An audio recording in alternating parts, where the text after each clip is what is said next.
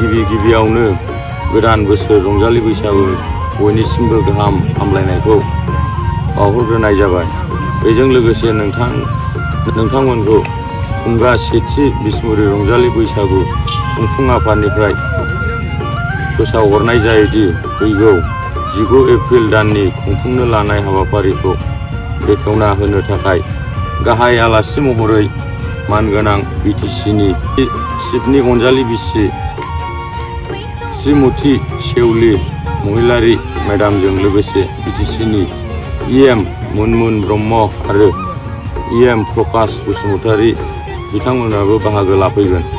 बेजों लोगोसे फुंनि बाहागोआव बैसागु मोसानाय बादायलायनाय आरो मोनाबिलिनि समाव लेंहरजानाय गोबां देंखोगिरि आरो महरगिरिफोरजों लोगोसे बाहागो लाफैगोन। बेनिखायनो बयबो रायजो राजाखौ लैहोर फैनानै बे हाबाफारिखौ मेहेरगोनां जाफुंसार होफैनो थाखाय गुरैयै खावलायहरनाय जाबाय। गोजोन्थों।